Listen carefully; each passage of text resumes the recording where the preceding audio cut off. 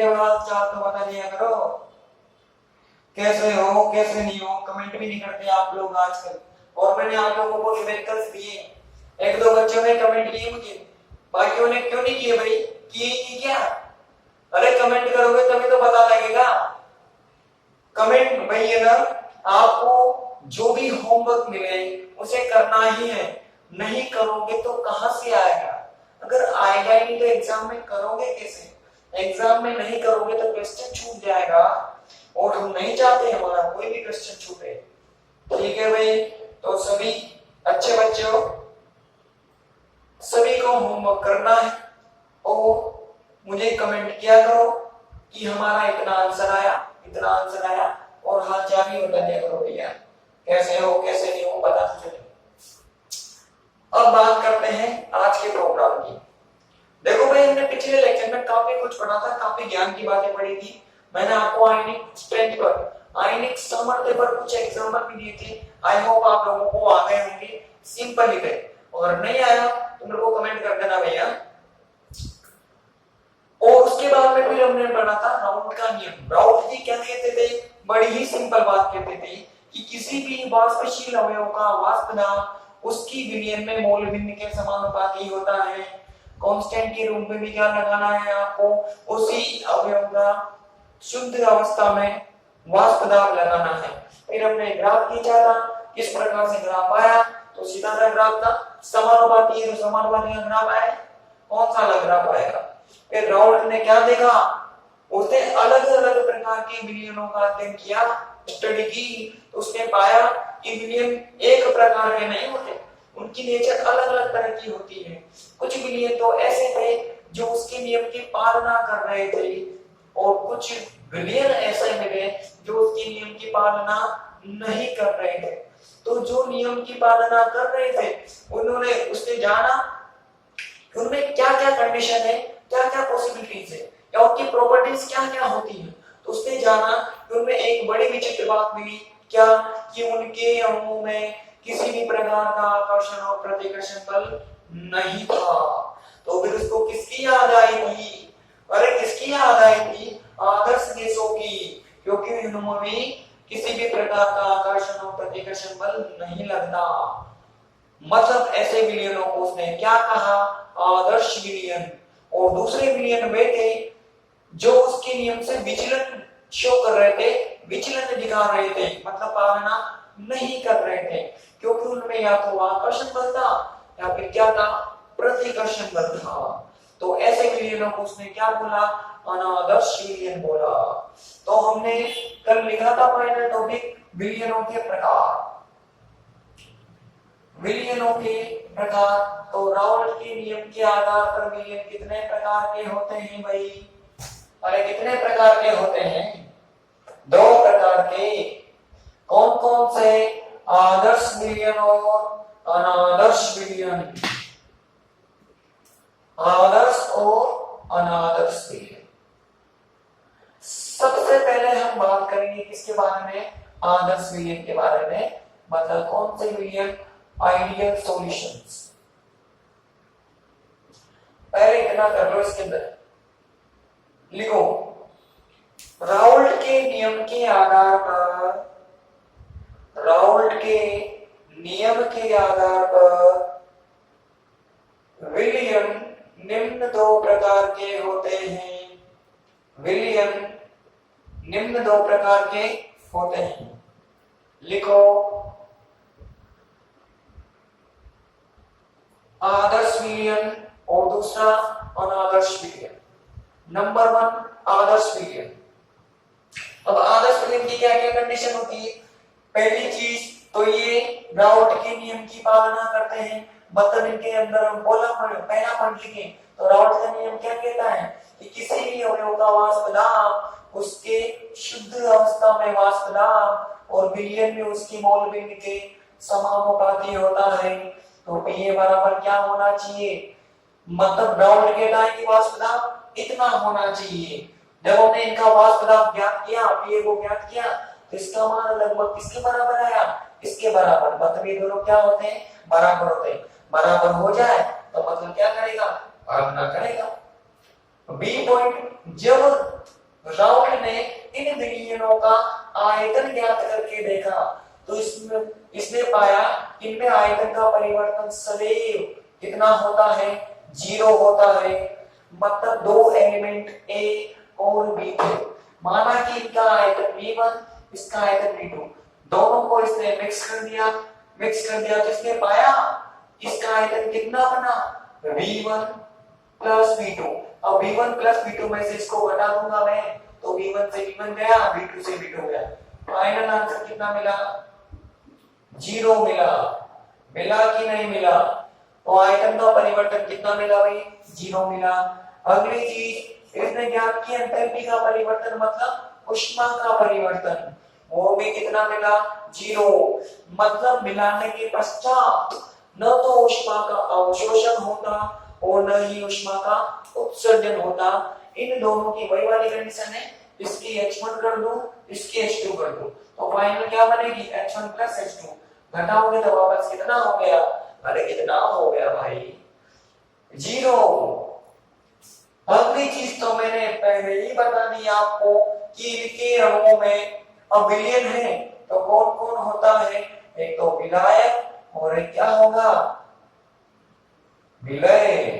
तो विलय और विलायक के अणुओं में किसी भी प्रकार का आकर्षण और प्रतिकर्षण बल नहीं पाया जाता।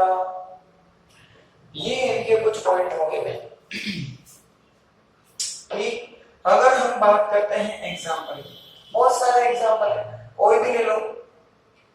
मैंने क्या कर दिया, नॉर्मल हेक्सेन को मिला दिया किसके अंदर, नॉर्मल हेप्टेन में। तो नॉर्मल हेक्सेन और नॉर्मल हेप्टेन का मिश्रण आदर्श विलयनों का एग्जाम्पल है। ये दूसरा एग्जाम्पल, मैंने बेंजीन को मिला दिया किसके अंदर, टोलुइन के अंदर।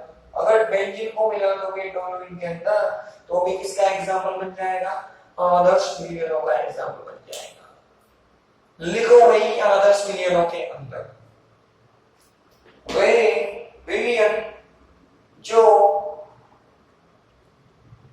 नंबर 1 पॉइंट कर लेना, एबीसी करके लिख लो भैया।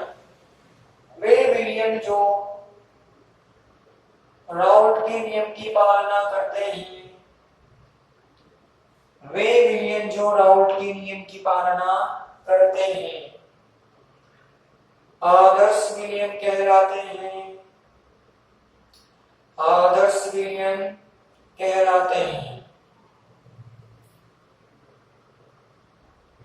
इस प्रकार के विलयन राउल्ट के नियम से कोई विचलन प्रदर्शित नहीं करते। इस प्रकार के विलयन राउल्ट के नियम से कोई विचलन प्रदर्शित नहीं करते।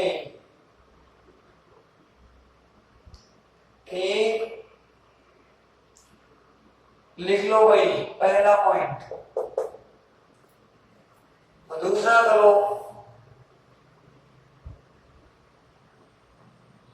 इन विलयनों का आयतन परिवर्तन शून्य होता है। इन विलयनों का आयतन परिवर्तन शून्य होता है, अर्थात डेल्टा V बराबर 0। अगला पॉइंट, इन विलयनों का ऊष्मा परिवर्तन शून्य होता है। इन विलयनों का ऊष्मा परिवर्तन शून्य होता है, अर्थात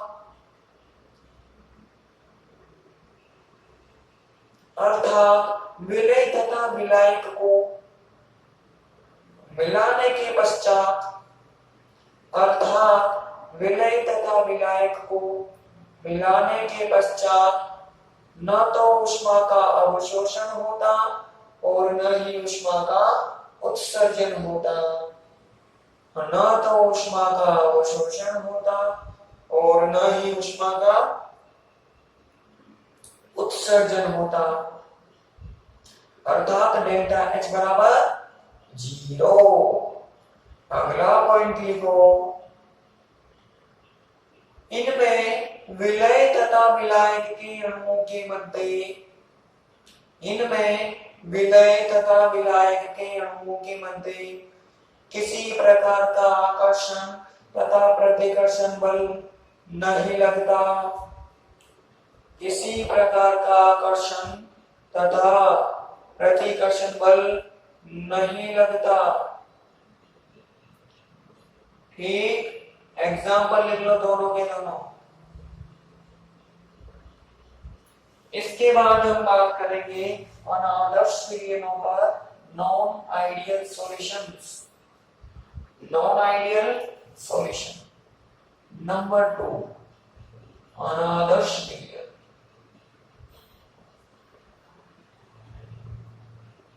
नाम क्या हो जाएगा इंग्लिश में?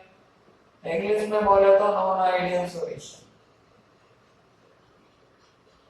ठीक, गौर फरमाते हैं मैं इन पर। क्या कहते हैं ये जो कहते हैं उसमें से थोड़ा बहुत तो मैं पहले ही पता है कि भाई हम पहली चीज है कि राउट के नियम की पालना नहीं करेंगे, मतलब उसके नियम से क्या दिखाएंगे? विचलन दिखाएंगे। अब विचलन की 3 कंडीशन बनती है। अगर मैं बोलूं तो 2 ही बनती, 3 कैसे बनेगी? या तो विचलन ना दिखा, जो विचलन नहीं दिखाएगा वो तुमने पहले कर लिया, और बाकी 2 कौन सी बचती है?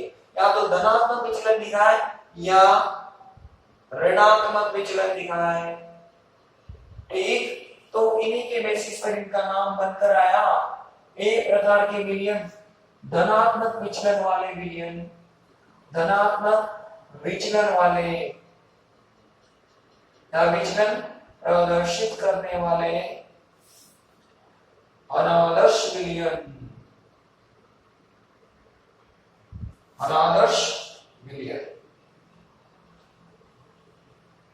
ठीक, पहले इन पर गौर फरमाएंगे। देखो भाई, धनात्मक विचलन कौन प्रदर्शित करेगा?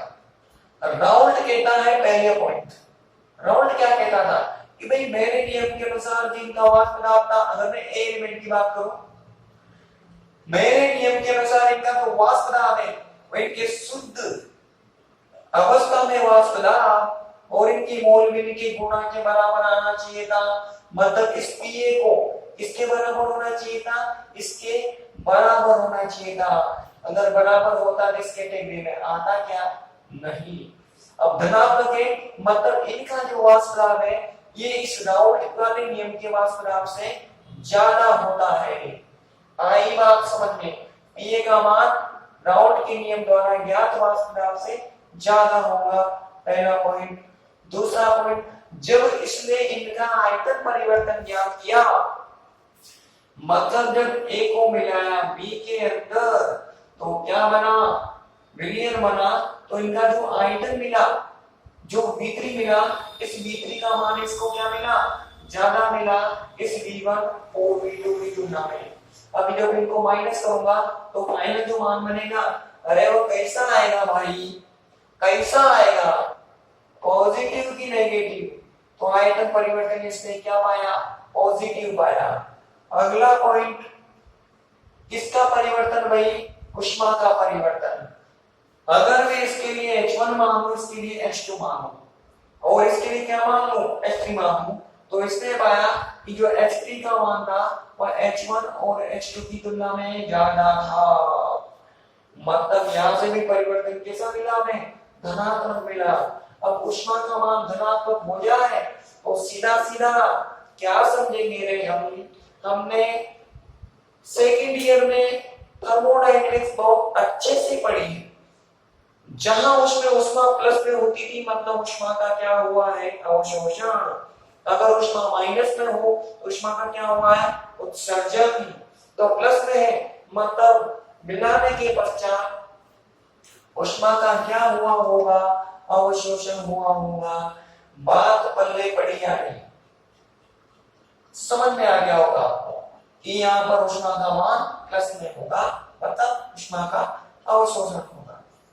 अब अगली चीज आएगी कि भाई इनमें लगने वाले, सपोज करो कौन से बलों की बात करते हैं? आकर्षण बलों की। माना कि इसमें भी आकर्षण बल लग रहा था, इसमें भी आकर्षण बल लग रहा था। अब देखो, कोई भी चीज हमेशा आकर्षण बल के आधार पर ही समझाई जा सकती है। ये बात आप लोग बहुत अच्छे से जानते हो, क्योंकि अगर वायुमंडल में एक समझा रहा हूं इस बात को, समझ लेना। माना कि एक एटम ए था और दूसरा एटम बी था, मैं इनको मिलाकर एक मॉलिक्यूल बनाना चाहता हूं, एक अणु बनाना चाहता हूं। ये एक परमाणु है, ये एक परमाणु है, इसमें यहाँ पर इलेक्ट्रॉन है, इसमें यहाँ पर इलेक्ट्रॉन है। जब इनको मैं एक दूसरे के पास लाऊंगा तो किसका निर्माण करेंगे, ये ए बी अणु का निर्माण करेंगे। अब आपको पता है यहाँ पर प्लस, यहाँ पर प्लस, तो इन दोनों में कौन सा प्रतिकर्षण, इन दोनों में कौन सा प्रतिकर्षण, लेकिन इसमें और इसमें कौन सा बल, आकर्षण बल, मतलब अट्रैक्शन फोर्स लगता है। अगर हम चाहते हैं, हम क्या चाहते हैं भाई, हम चाहते हैं कि ये ए बी बने, फायदा तो उसी में है, ए बी बनेगा तो ऊर्जा बाहर निकलेगी, ऊर्जा बाहर निकलेगी मतलब फायदा है फायदा, जहां भी ऊर्जा बाहर निकले मतलब हमारा फायदा है फायदा। अब यहाँ पर उष्मा का अवशोषण हुआ है मतलब हमारा क्या हो गया, नुकसान हो गया हमारा, तो हमें फायदा चाहिए होता है भाई। तो यहाँ पर ए बी है, बॉन्ड बनेगा, ऊर्जा बाहर निकलेगी, ऊर्जा बाहर तभी निकलेगी जबकि बॉन्ड बने, और बॉन्ड कब बनेगा, जबकि ये लगने वाला आकर्षण इस प्रतिकर्षण की तुलना में, अरे प्रतिकर्षण की तुलना में ज्यादा होगा। तो जितनी भी थ्योरीज होती है, हमें कोई भी चीज समझानी हो, किसी भी चीज का बनना समझाना हो, तो हमें हमेशा किसकी जरूरत पड़ती है, आकर्षण बलों की। इससे आकर्षण बल मोर प्रायोर होते हैं प्रतिकर्षण बलों के कंपेयर में, और ये माना जाता है कि ज्यादातर मात्रा में कौन सा बल लगता है, आकर्षण, प्रतिकर्षण कम मात्रा में लगता है। इसलिए हम मान सकते हैं कि ए और बी में ज्यादा क्या लग रहा है, आकर्षण लग रहा है। इसमें भी आकर्षण लग रहा है, इसकी अणुओं में, मतलब ए में आकर्षण लग रहा है और इधर की तरफ बी में आकर्षण लग रहा है। समझ रहा बात को, ये सीधे लिखवाते टीचर, मैं समझा रहा हूं। ए में क्या लग रहा है, आकर्षण, बी में क्या लग रहा है, आकर्षण। जैसे ही मिलाओगे विलयन बनेगा। अब कौन कौन से अणु आगे, ए बी अणु आगे, तो इनमें भी क्या लगेगा, आकर्षण लगेगा। अब हमें पता लगाना है कि ए बी के मध्य लगने वाला आकर्षण इस ए या ए बी में लगने वाले आकर्षण की तुलना में ज्यादा होता है कि कम होता है। तो ये बात हम आसानी से कह सकते हैं। कहां से, यहां से आयतन के मान में वृद्धि हुई है, वृद्धि हुई है आयतन के मान में, बहुत अच्छी बात है, होने दो। हमें क्या, सपोज करो पहले दोनों मिलाने से पहले ये ए बी, इसकी बात कर लो। माना कि दो ए यहां पर थे, वैसे ही दो बी भी यहां पर थे, इनमें क्या लग रहा था, आकर्षण लग रहा था इतनी दूरी पर, इतनी दूरी पर। अब मैंने इनको मिला दिया, ए को बी के अंदर मिला दिया। अब मैं चाहता हूं ये दो यहाँ है, सपोज करो इसका आयतन जो भी है मैंने उसको बी मान लिया या बी1 मान लिया। अब मैं कहा चाहता हूं भाई, मैं आयतन में वृद्धि करना चाहता हूं। आयतन कब बढ़ेगा, जब अणु दूर दूर जाएंगे, ये कहां चला जाए, दूर चला जाए। तो ए यहाँ था, बी यहाँ था, जैसे मैंने ए को बी के अंदर मिलाया, ये ए आया, ये बी आया। अब बताओ ए और बीच की दूरी पहले की तुलना में ज्यादा होनी चाहिए कि कम होनी चाहिए, ज्यादा होनी चाहिए, तभी आयतन बढ़ सकता है। दूरी ज्यादा हो गई तो सीधी बात है क्या घटा होगा, अरे क्या घटा होगा भाई, आकर्षण घटा होगा। आकर्षण घटेगा तो दूरी बढ़ेगी। तो इनमें लगने वाला आकर्षण, इनमें लगने वाले और इनमें लगने वाले आकर्षण की तुलना में क्या होता है, कम होता है। तभी आयतन में क्या हो सकती है, वृद्धि हो सकती है। और जब इसके बाद वाला बोलेंगे उसमें उल्टा कर देंगे हम, तो इसमें क्या हो गया, डेल्टा भी बढ़ा, मतलब ए बी में लगने वाला आकर्षण इस ए और बी में लगने वाले आकर्षण की तुलना में कम होगा। ये हम इसके अंदर लिख लेंगे, ये हमारा क्या हो जाएगा भाई, फोर्थ पॉइंट हो जाएगा। और लास्ट में क्या लिख देंगे हम, एग्जाम्पल लिख देंगे। पहले इसके अंदर लिखो भाई, अनादर्श विलयन, वे विलयन जो राउल्ट के नियम की पालना नहीं करते, राउल्ट के नियम की पालना नहीं करते, अर्थात जो राउल्ट के नियम से विचलन प्रदर्शित करते हैं, जो राउल्ट के नियम से विचलन प्रदर्शित करते हैं, अनादर्श विलयन कहलाते हैं, अनादर्श विलयन कहलाते हैं। ये निम्न दो प्रकार के होते हैं। नंबर 1, धनात्मक विचलन प्रदर्शित करने वाले या प्रदर्शित करने वाले में प्रिंट हो गया, कर लेना है, करने वाले अनादर्श विलयन। लिखो इसके अंदर नंबर 1 पॉइंट, इन विलयनों का वाष्पदा राउल्ट के नियम द्वारा ज्ञात वाष्प दाब से, इन विलयनों का वाष्पदा राउल्ट के नियम द्वारा ज्ञात वाष्प दाब से अधिक होता है, अधिक होता है। ये लिख लो फटाफट, जल्दी जल्दी करो।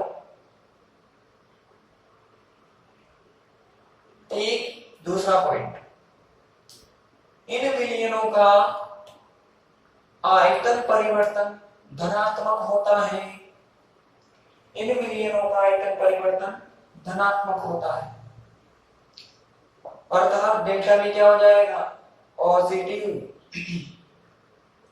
अगला पॉइंट,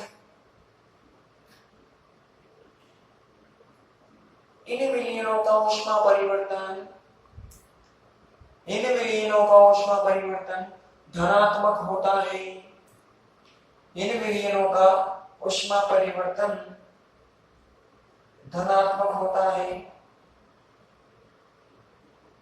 अर्थात विलय तथा विलायक को मिश्रित करने के पश्चात,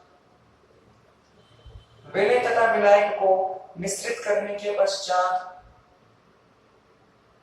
मिश्रित करने के पश्चात ऊष्मा का अवशोषण होता है, मिश्रित करने के पश्चात ऊष्मा का अवशोषण होता है।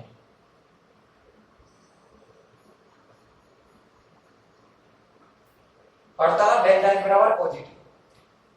फोर्थ पॉइंट लिखो, इन विलयनों में, इन विलयनों में विलय, विलय ऐसे लिखना, विलय डेश विलय तथा विलायक, विलायक मतलब ऐसे में लगने वाला आकर्षण, में लगने वाला आकर्षण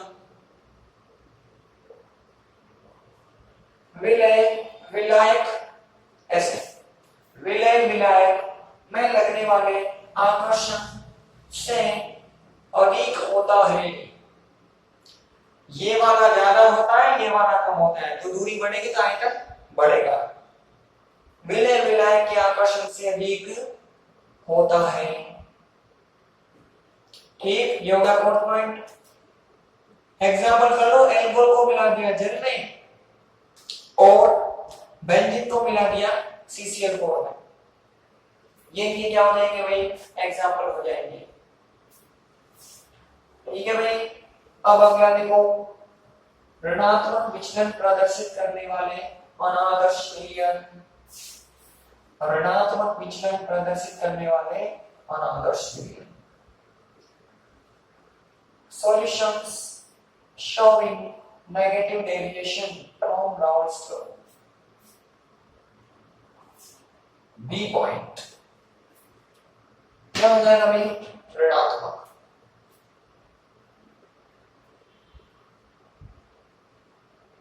ये तो जस्ट उसका अपोजिट है भाई, जो जो उसमें था उसका जस्ट अपोजिट कर दोगे तो क्या बन जाएगा, ऋणात्मक वाला बन जाएगा। राउल्ट कहता है कि इनका वाष्प इतना होना चाहिए था, मतलब पीए को इसके बराबर होना चाहिए था, ऋणात्मक है, लेकिन वास्तव में ज्ञात किया तो इनका वाष्प इस राउल्ट द्वारा ज्ञात वाष्प से कम प्राप्त होता है। दूसरा पॉइंट, इनका आयतन परिवर्तन ज्ञात किया गया तो वह क्या मिला, नेगेटिव मिला।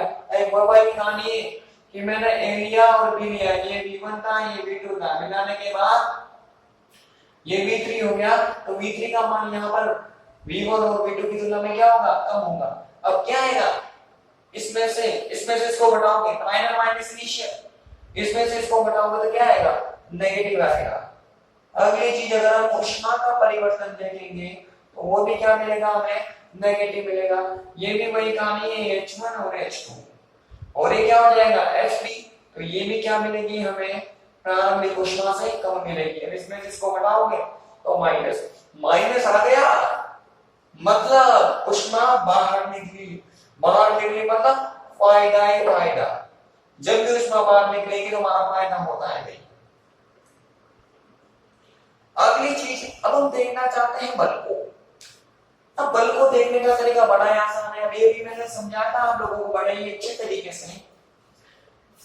देखो भाई, यहाँ पर ए था, इधर की तरफ बी था, मिला दिया तो ए बी बनेगा, मतलब आकर्षण किस चीज के बीच में लगेगा, ए बी के बीच में। यहाँ पर भी आकर्षण है, यहाँ पर भी आकर्षण है। अब हम देखना चाहते हैं कि इस ए बी में जो आकर्षण है वो इनकी तुलना में कम है कि ज्यादा है। अब इस बार आयतन को कम करना है, आयतन को कम करना है मतलब अणुओं को पास में लाना है।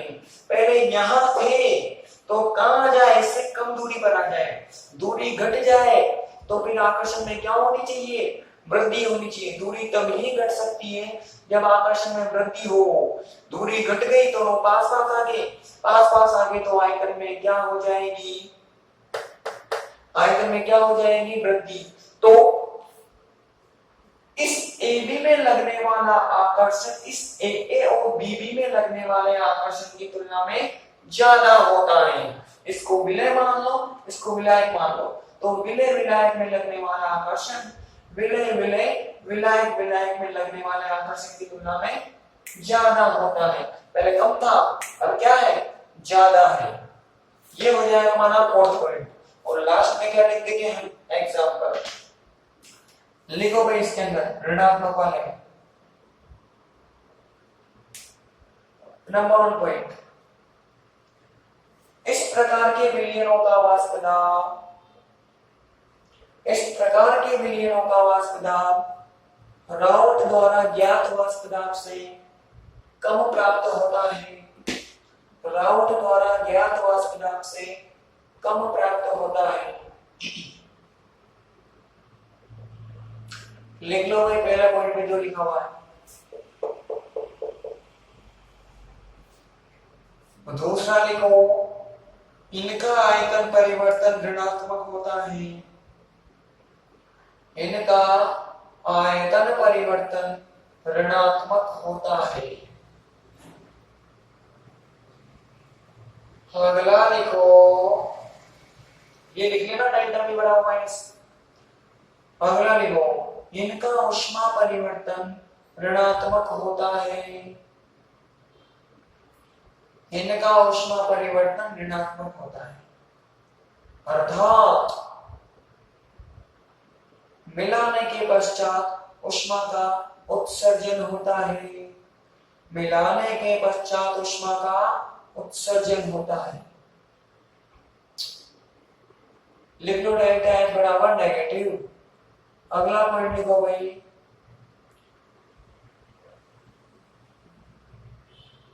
इनमें विलय पहले की तरह लिखना बिल्कुल, इनमें विलय तथा विलायक में लगने वाला आकर्षण विलायक में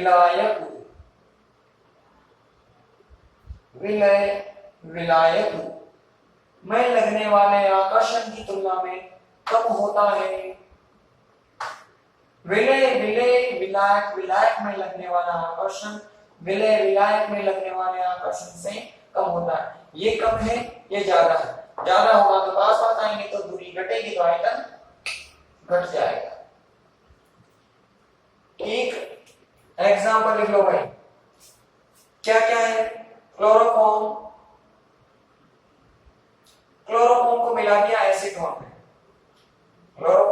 मिला दो भाई, एसीटोन में मिला दो, तो क्लोरोफॉर्म एसीटोन का मिश्रण, और दूसरा हो जाएगा बेंजीन में क्या मिला दो, क्लोरोफॉर्म मिला दो या एसीटोन मिला दो।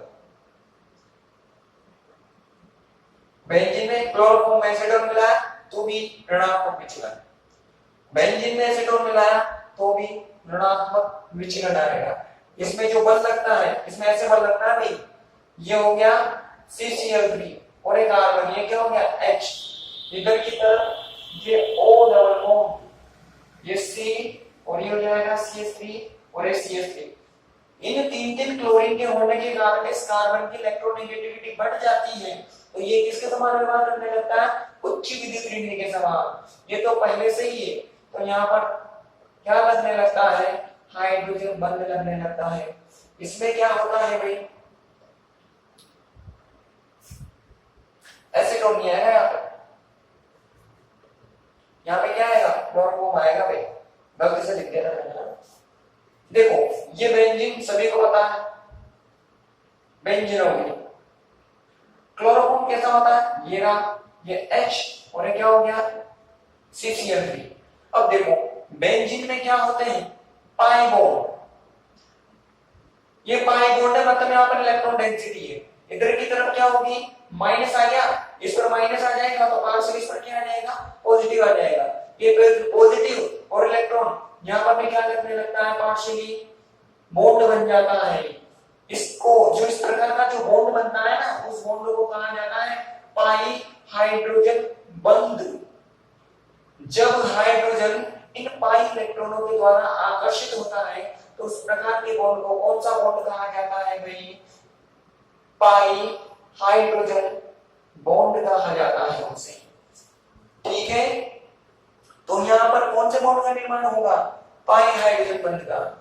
तो ये दोनों ही किसकी तरह व्यवहार करेंगे, ऋणात्मक तरह। तो यहाँ तो इसमें लगा था और यहाँ पर इसमें लगा, ये बेंजीन है, इसमें मिला दिया क्लोरोफॉर्म, तो इस प्रकार से यहाँ पर क्या लगने लगेगा, पाई हाइड्रोजन बॉन्ड। तो ये भी किसकी समान व्यवहार करेगा, ऋणात्मक विचलन प्रदर्शित करेगा, मतलब इसका जो वाष्प दाब मिलेगा वो इसकी तुलना में क्या मिलेगा, कम मिलेगा। ठीक, जल्दी लिख लो भाई, जल्दी लिखो, मैं पानी पीता हूं।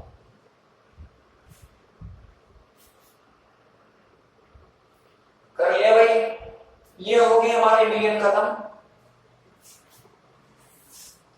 दो प्रकार के थे, आदर्श और अनादर्श, हमने दोनों को देख लिया। अनादर्श भी दो प्रकार के निकले, एक तो ऋणात्मक विचलन वाले और एक धनात्मक विचलन वाले। इसी के साथ राउंड गया। अब हम पढ़ना शुरू करेंगे अणु संख्या गुणधर्म। अणु संख्या गुणधर्म वही जो आप लोगों ने 12th क्लास में पढ़े थे। पहले हम पढ़ेंगे डेफिनेशन, उसके बाद एक एक प्रॉपर्टी को पढ़ना शुरू करेंगे। तो टॉपिक डालो भाई, अणु संख्या गुणधर्म। हमारा अगला टॉपिक अणु संख्यक गुणधर्म।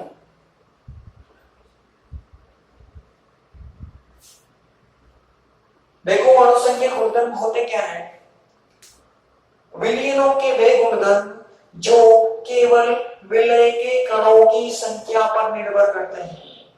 विलयन के वे गुण जो कि विलय के कणों की संख्या पर निर्भर करते हैं, उनकी प्रकृति पर नहीं, ऐसे गुणधर्मों को कहा जाता है अणु संख्यक गुणधर्म। उनकी प्रकृति क्या है, इससे इनका कोई मतलब नहीं होता। ये सिर्फ क्या देखता है, संख्या कम है या ज्यादा है। संख्या कम है तो इनका मान कम प्राप्त होगा, संख्या ज्यादा है इनका मान ज्यादा प्राप्त होगा। तो ये केवल संख्या पर निर्भर करते हैं, प्रकृति पर नहीं। और ये चीज हम आगे देख भी लेंगे कि किस प्रकार से संख्या को परिवर्तित करने पर इनका मान परिवर्तित हो जाता है। फिलहाल तो आप डेफिनेशन लिखो, जैसे जैसे हम आगे बढ़ेंगे वैसे वैसे आपको समझ में आ जाएगा कि वास्तव में रियलिटी में ये किस पर डिपेंड करते हैं, संख्या पर, ना कि नेचर पर। तो लिखो डेफिनेशन, लिखो भाई, विलयनों के वे गुण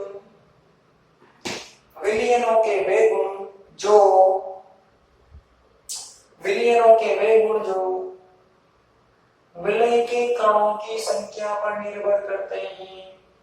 विलय के कणों की संख्या पर निर्भर करते हैं। विलय के कणों की संख्या पर निर्भर करते हैं।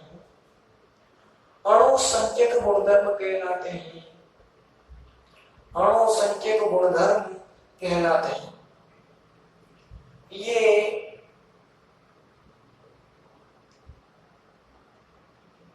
विलय की प्रकृति पर निर्भर नहीं करते। ये विलय की प्रकृति पर निर्भर नहीं करते। अब ये कौन कौन से प्रकार के होते हैं उनको हम अगले लेक्चर में पढ़ेंगे भाई, ठीक है। इसमें कोई भी दिक्कत, कंफ्यूजन, समस्या, परेशानी हो तो मुझे कमेंट करना, ठीक। बाकी कल मिलते हैं।